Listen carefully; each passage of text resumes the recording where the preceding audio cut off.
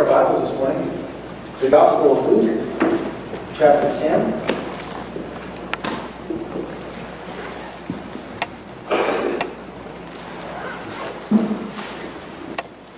Book of Luke, chapter 10. Before I get started, I do want to say that I am extremely grateful to the Lord Jesus Christ for His sacrifice for our sins. Without it, we would not have salvation. We wouldn't have any of the wonderful things that we have this morning. But I'm also thankful for the sacrifice of the men and women of our own services who, without their sacrifice, we wouldn't be able to be in this church and have the freedoms that we have. Right. Amen. Well, in the book of Luke, chapter 10, we're going to start reading in verse 38.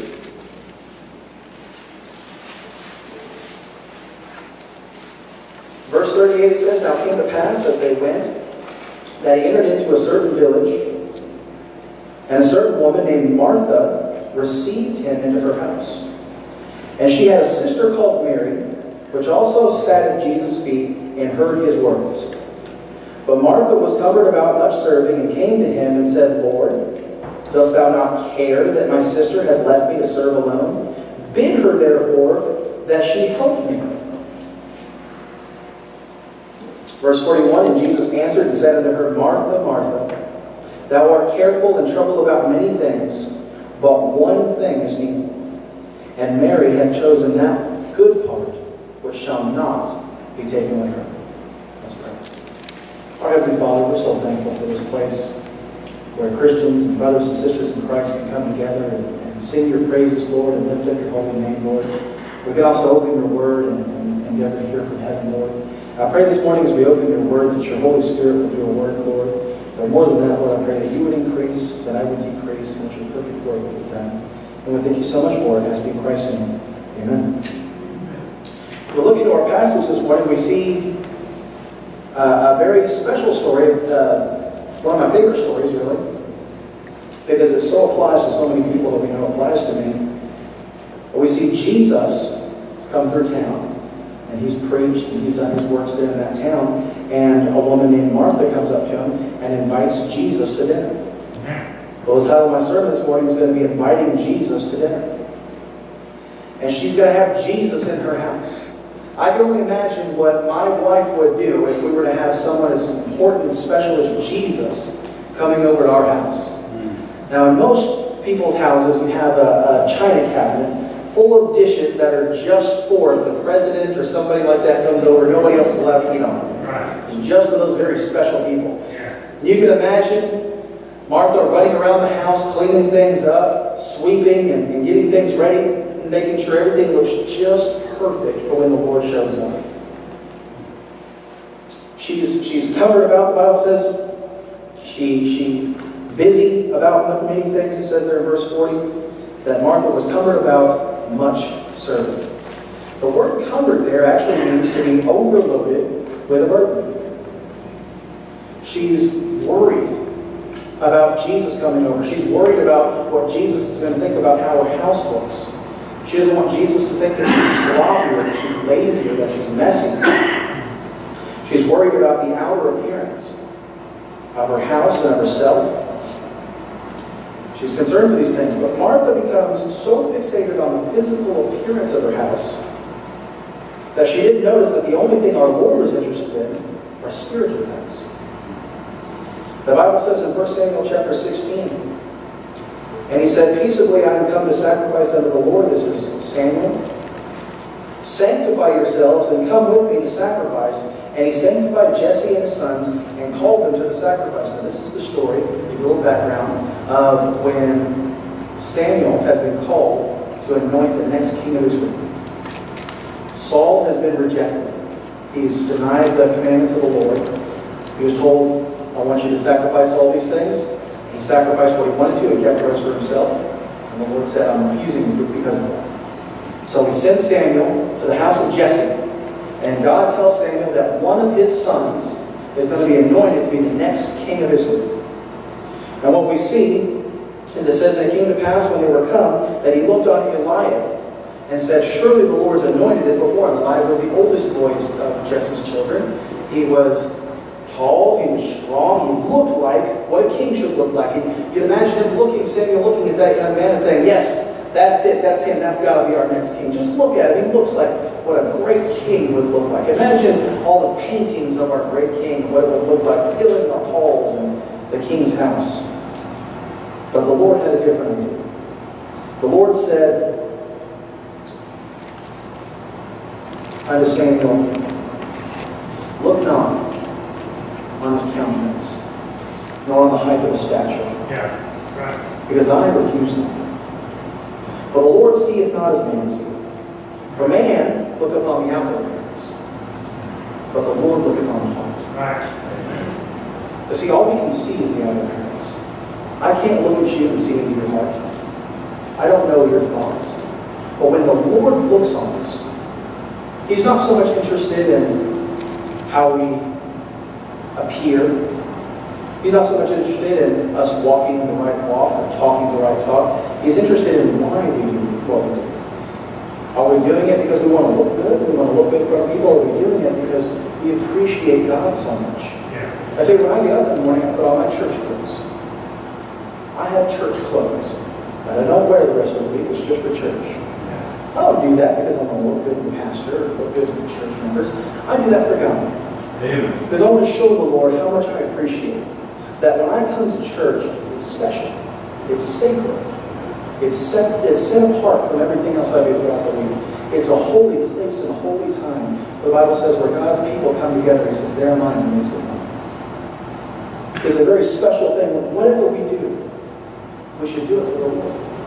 The Bible says, whatsoever you do it unto the Lord and not unto men. Here we have Samuel trying to find a new king for Israel. He quickly learns that God's not interested in the same thing man's interested in. Very interested in what looks good, what sounds good, what feels good. And God says, I'm interested in the heart. I'm interested in the intentions. I'm interested in other things. Here comes this little ruddy boy. The Bible refers to David. This little shepherd boy, the youngest kid. Just looks like a kid. Just look like any of the kids in the service today. You imagine if we were to stand up one of these boys up here and say, this is going to be the next pastor of the church. That's basically what they were saying. This little kid is going to be the next king of Israel. Nobody could believe it. How can this be possible? Because God's not interested in what we're interested in. He's interested in the heart. Amen. A little boy had a heart for the Lord, and that's all the Lord knew. This is the same principle we find here in our story of Luke.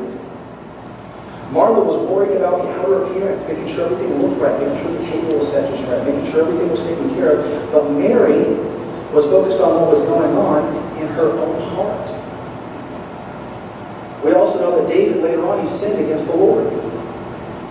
And after he sinned against the Lord, he prayed a prayer of repentance to God. The psalm is recorded in our Bibles. And he says in that prayer, search me, O God, and know my heart. Try me and know my thoughts. And see if there be any wicked way in me, and lead me in the way everlasting. That's a hard prayer to pray. It's hard for you to say, God, I want you to search into my deepest, darkest corners of my heart. I want you to pull out the darkness. I want you to put it in my face so I can repent of it. I want you to remind me of how evil I am and the ungodliness of my heart so I can get rid of it. That's a great thing to pray, but it's a hard thing to do.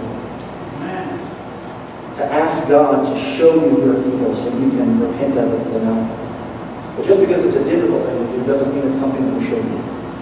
Some of the best things in the world are things that are hard and difficult to do. You've heard the old saying, if it were easy, it wouldn't be worth it. You know, serving God sometimes isn't always easy. Sometimes doing what God wants us to do requires a little bit of difficulty.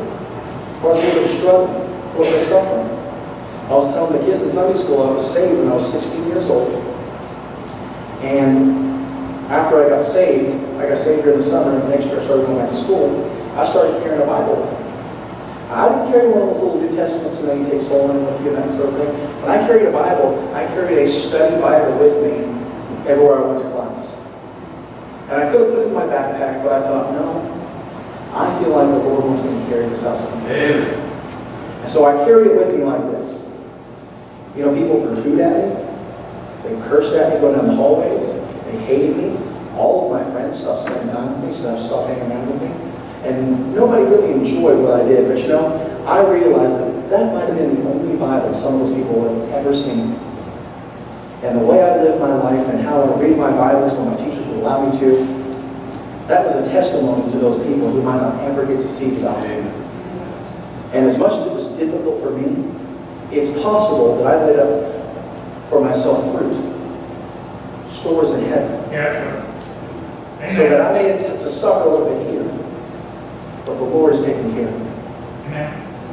He'll preserve me. You know, that's the beautiful thing about our faith, is because we believe in Jesus, we always have hope. There's nothing anybody can ever do to take your hope away from you. I heard about a certain village that pagan religion had come down, the government there, tearing down the village and tearing down the churches and tearing down the places of worship. And they said, we're going to tear down everything that reminds you of your God. To which the villagers responded, you better tear down the stars also.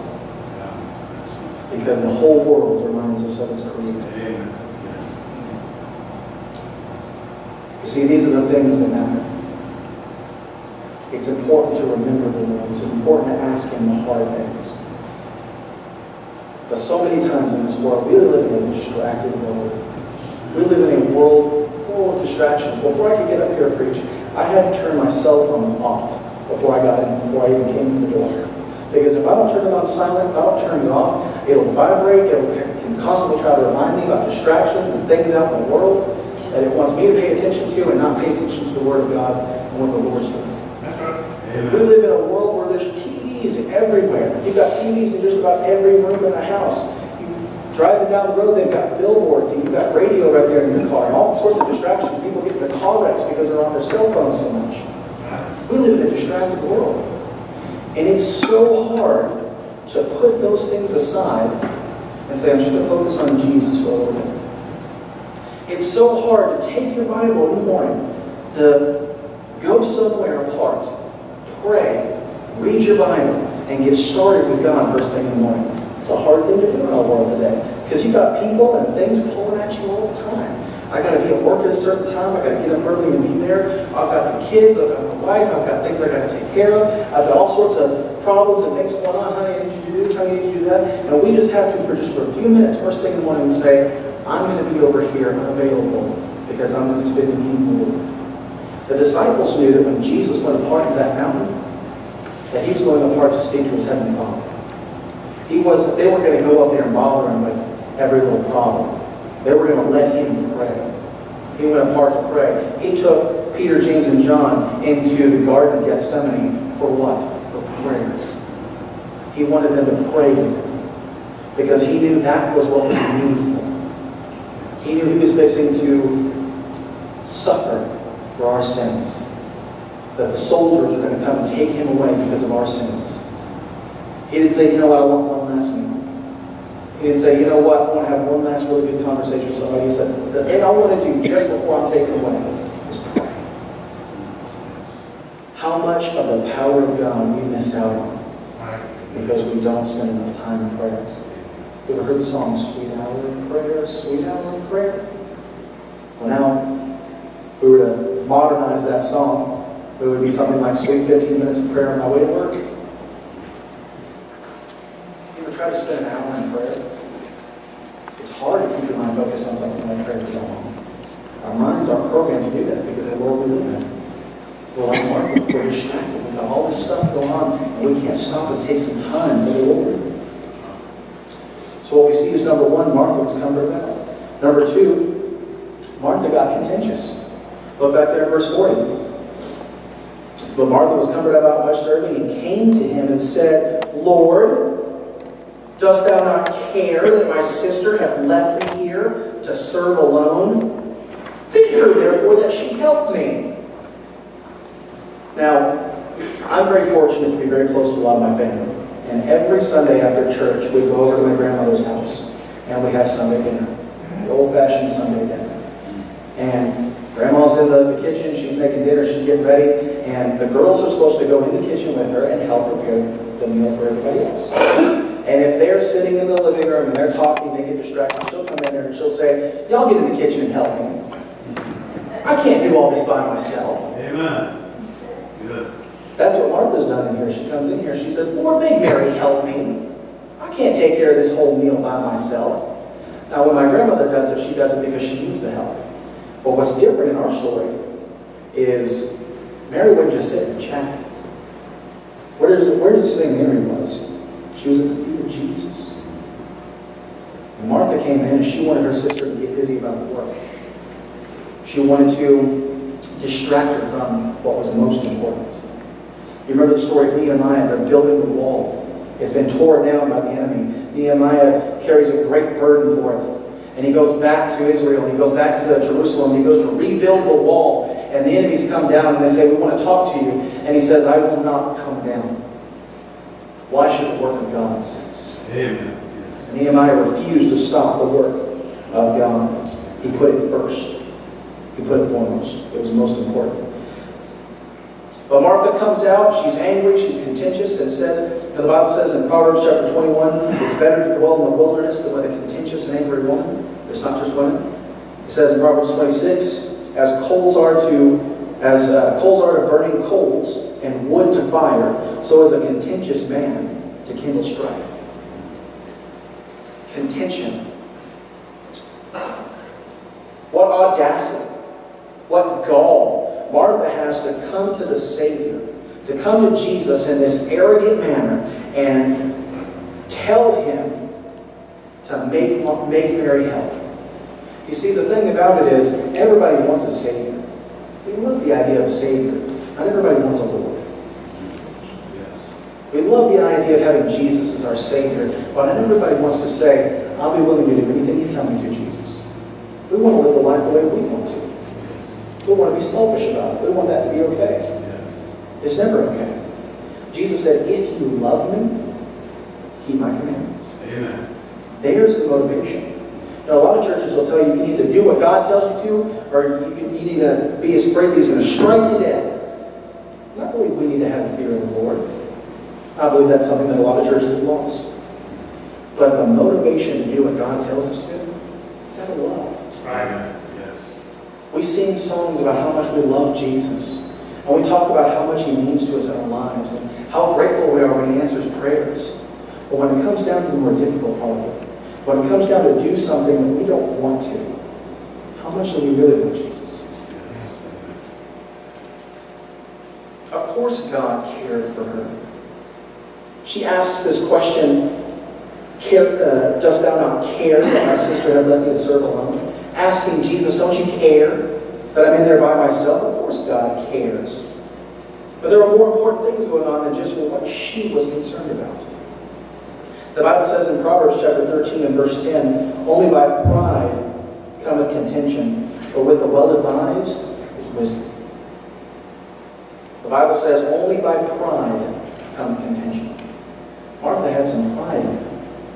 She was proud that she was running that household. She was proud of the way it looked. And she was trying to show Jesus that she's the more responsible one. She's the one that takes care of things around here. She wanted Jesus to know she's always having to take care of her baby sister. Trying to drag her in to do the work. Look at me, Jesus. Look at how good I am. I'm doing all what I'm supposed to do. But she wasn't. Because that pride came in and it caused contention. Carest thou not.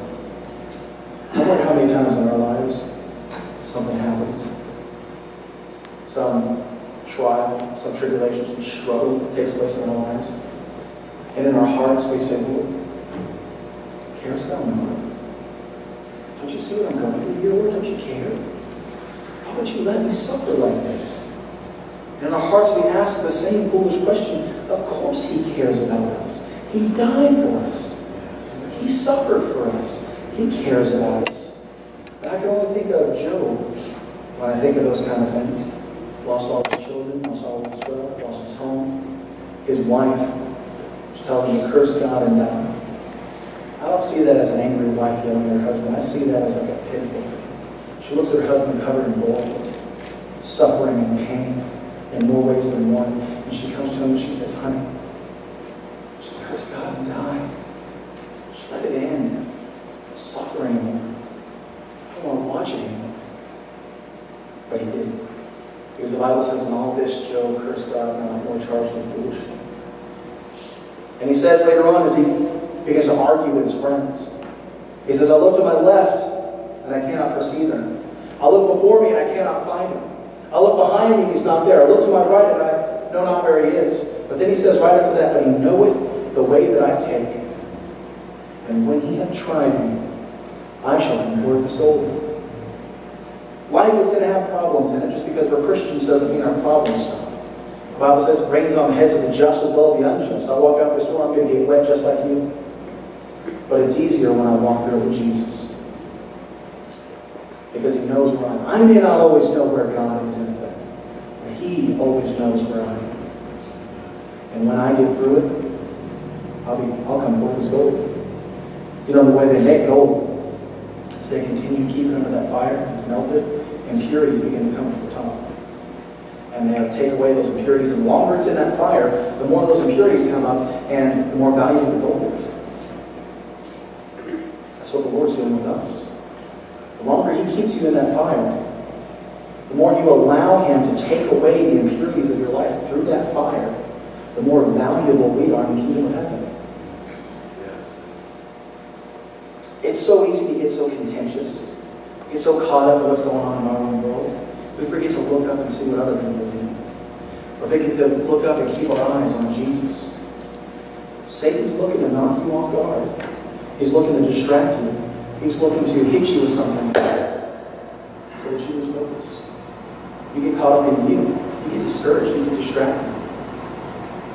I heard a man who was writing who was so discouraged about his life, he decided he was going to kill himself.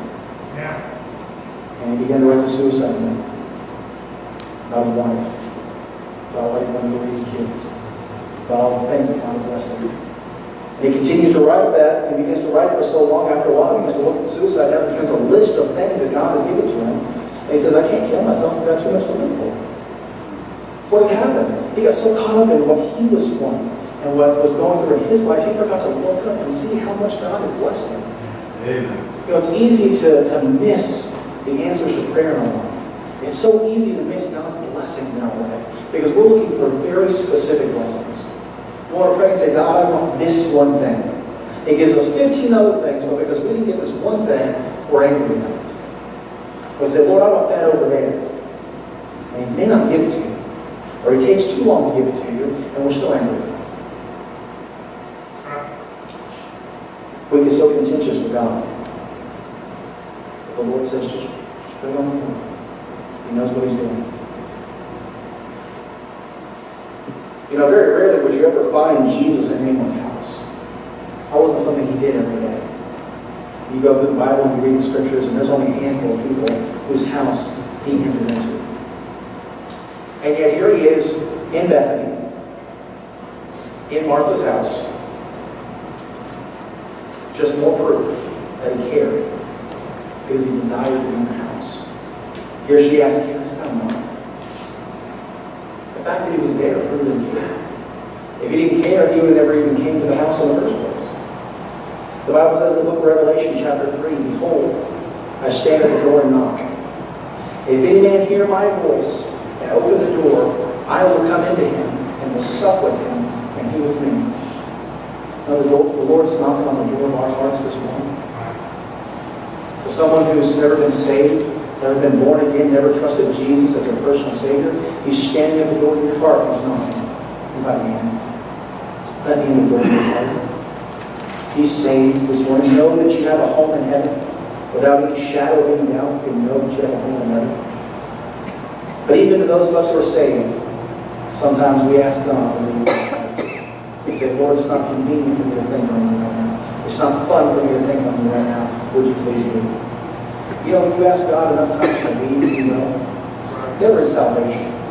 Once saved, always. But the Bible talks about a man who's been given up to a reprobate mind, to do those things which are not convenient. And after a while, you continue to reject the Lord will eventually lead you over to your thoughts. You want God out of your heart and out of your mind, He will lead you, even though you'll always be saved. But what peace, what joy we sacrifice when we ask God to leave our lives. He may not leave your heart, but He'll certainly leave your life if you want to. I don't know about you, but I know a couple of Christians who don't live their life like they're Christians. who haven't darkened the door of a church in about 10 years, who don't behave in the way that a Christian ought to behave, and even though they know better. And when somebody asks them, they say, "Oh yeah, I'm a Christian." You wouldn't know it because they're not doing what God wants them to. How do these things happen? How is this possible? Because God has become less important than others. The lawyer comes to Jesus and he says, "What's the greatest commandment?" Jesus tells him, "Thou shalt love the Lord thy God with all thy heart, with all thy soul, with all thy mind, and with all thy strength."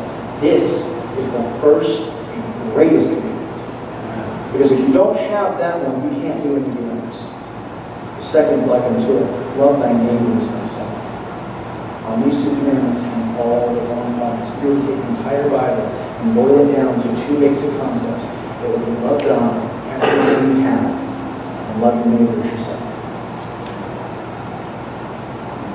Here, Martha is so caught up in what she wants, she forgot to love God first.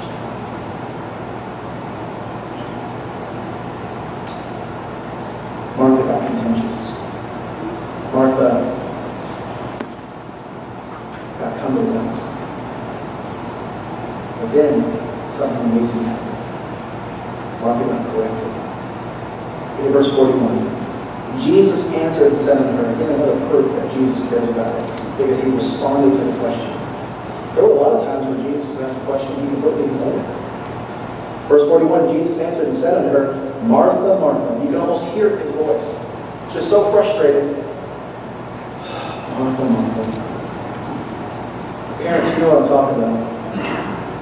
You know, if you work with kids at all, you know what this feels like. The kids do something, ask you a question they sure know the answer to. "Hey, Dad, can I do this?" Jacob. No, it's not dinner time for the cookie bag. If he even asks, sometimes it gets caught with his hand in the cookie jar.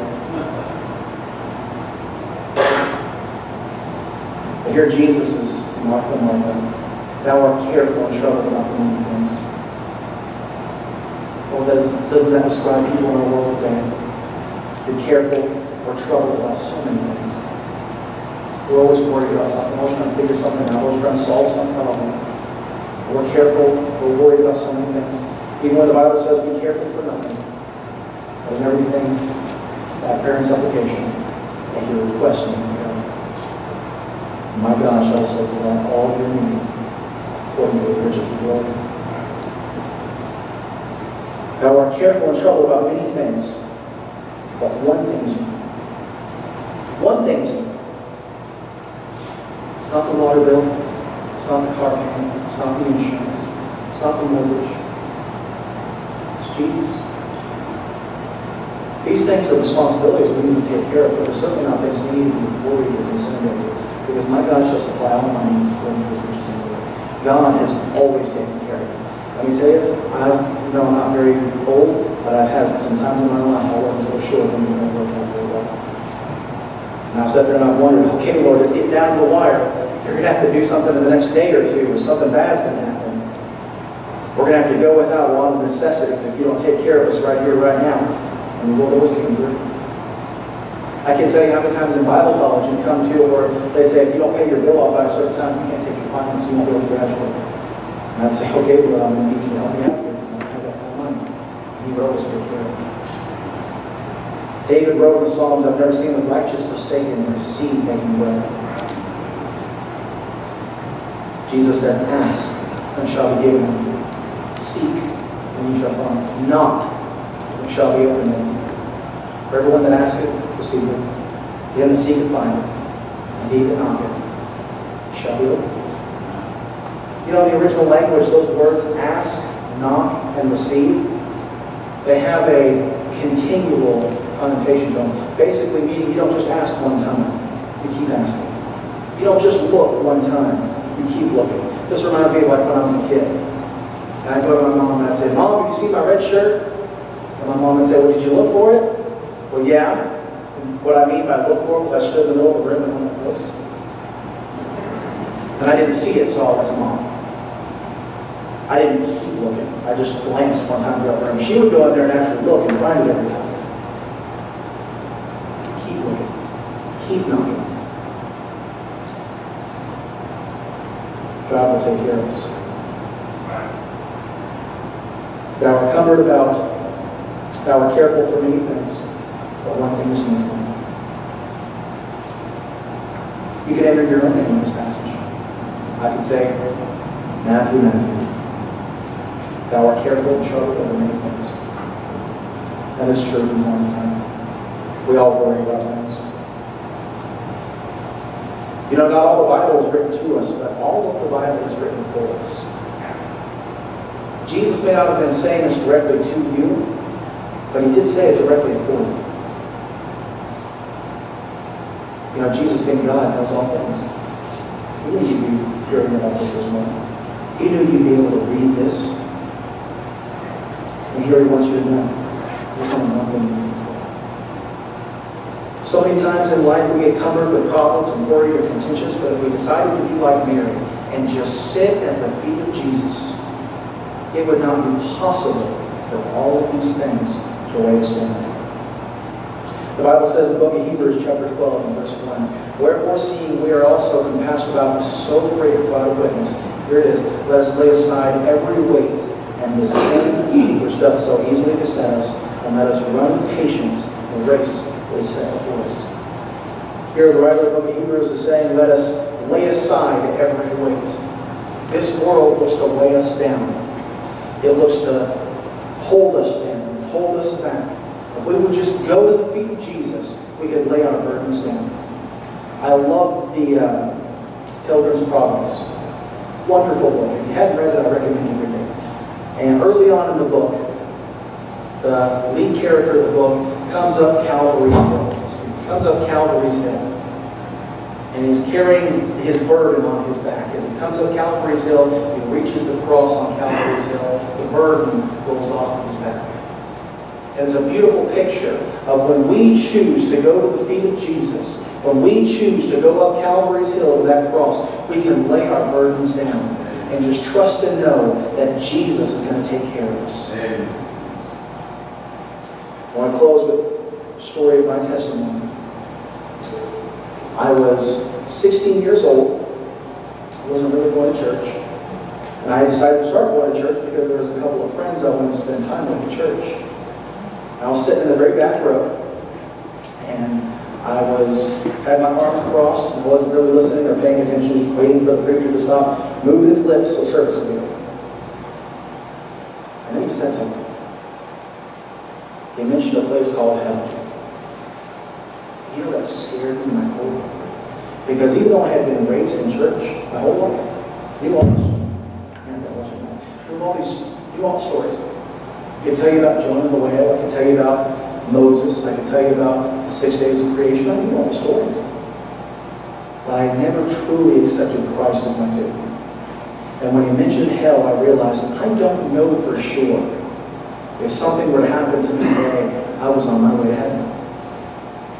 But at that time, we had a crowd a little bit like this one. And in the larger crowd, back then, I got really nervous. And I would have never come up front during the altar call. When they had the altar call, I knew the Lord wanted me to go up front, talk to the pastor about being saved. The devil was there in that meeting too, and he kept telling me, you don't really want to walk in front of all these people, do you?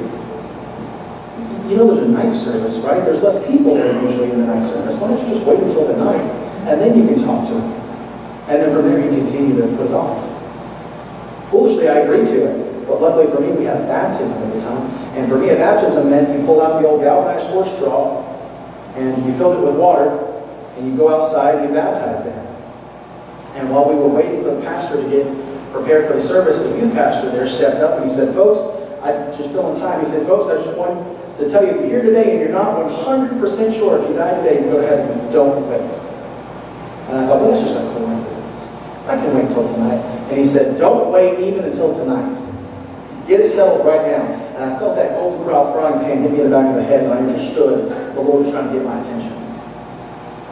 And so I went up after the baptism, I went up to the pastor, still dripping wet from the baptismal. I said, we need to talk. I went into his office, and he said, what's the problem? He's known me since I was born. And I said, Pastor, I don't know if I die today, I'd go to heaven. And he slammed on his Bible and said, well, you don't know for sure? Let's get sure. And on that day, July 24th, 2005, I accepted Jesus Christ as my Lord and Savior. Yes. And I tell you, in that moment, the burden broke off of me. I went from being like Martha, cumbered about, worried about school, worried about my life, worried about where things were going, and all of a sudden, I was at the feet of Jesus.